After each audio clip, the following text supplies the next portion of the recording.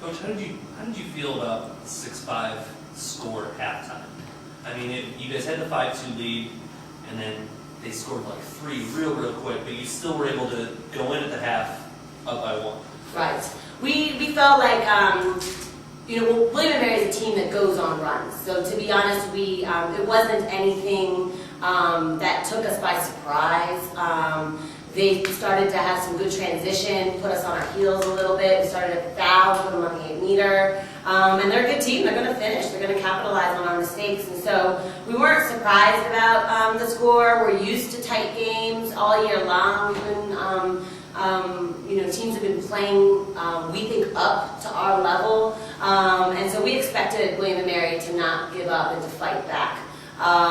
We didn't really talk about the score at all at halftime. It was a non-issue. It was more so refocusing on some adjustments we needed to make certain that we didn't put them on the 8-meter line so much. Was there one thing, one or two things, you talked about a couple of adjustments, but it seemed like early in the second half, you and your team could really kind of started to impose your will a little bit. You started getting more of what you want.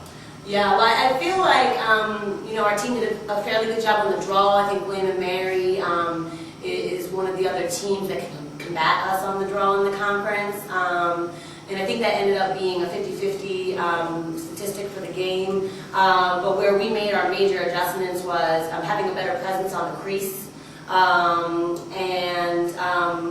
recovering better off of sending doubles to their main 1v1 threats. And that's where I think we made the biggest adjustments in the second half. And I think on the offensive end, we just continued to stay at a high level, but we really picked it up on the defensive end. And then I think obviously the goalkeeping change gave us a huge amount of spark coming off the bench. That was something I was going to ask you about next. I mean, that decision, it seemed like it really did spark the team, and she made some great saves down the stretch. She's a hard worker. I mean, she's probably one of our most disciplined players on the team. Doesn't really care. I mean, it's tough to say they don't care if you don't play and things like that, but she goes in, she has weekly meetings with our sports psychologist. I mean, she does all the work, all the preparation, so that when she does get the nod, she's ready.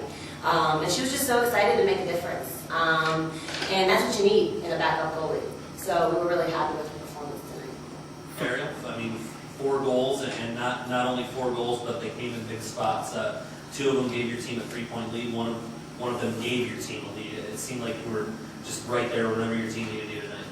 I mean, I have to say, my teammates are so great. I'm happy I can step up when they need me, and I feel like as an offensive unit, we are a team, so I feel like every time, they have my back, and I always want to have their back. So, I mean, it's very exciting, and I just can't thank my team enough because it really is about a team. So. You talked about your teammates, and there were 4 goals from you tonight, but I mean, I don't know about all of them specifically, but can you talk a little bit about just the precision with the passing between your players tonight? It seemed like it was just tic-tac-toe in one net.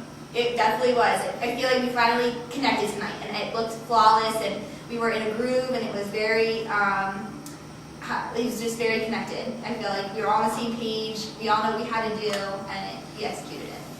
Coach, tell me about this player next season. Well, Ariel is one of those many players that kind of falls through the cracks through the recruiting process coming from Vero Beach, Florida. We were fortunate enough to have her at camp, and that's when we met her, but that wasn't when we closed the deal. We both had to work at it a little bit. She's someone that walked onto the program and has been starting since her sophomore year, and to me that's what coaching is all about. It's about developing the raw talent. The thing with Ariel is that she's always been a great athlete through gymnastics and cheer And soccer. She has that balance, she has that coordination, and she's able to really technically understand what you need to do with your stick to be sharp. And she's got a lot of body fakes, a lot of stick fakes, and she can just put the ball wherever she wants it, so it's just whether or not she makes good decisions. And she has really done a great job. Last year she was a great target for us, did a lot of work off the ball. This year she's trying to pick her game up a little bit and really try to create with the ball. I'm really proud of her willingness to take herself out of her comfort zone. Go ahead. For either one of you, defending CAA champions, how tough is it to repeat? You're back in the championship game now. I mean, it's definitely tough. You got a target on your back, and people are coming after you. That has to put like the will and discipline in you to work harder, to want it more, and I think our team is doing that, and we're doing it well. I'd always say it's much tougher. It's much tougher to be the team that people are coming after.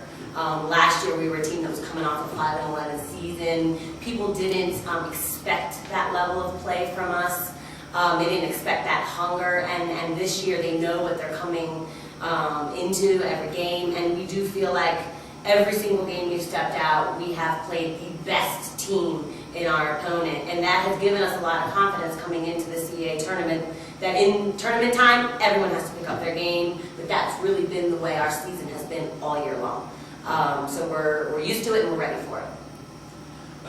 For both of you, your thoughts maybe a little bit more about Sunday. Playing Towson, only CAA loss that you guys suffered this year, an overtime game. What are things that you remember from that game?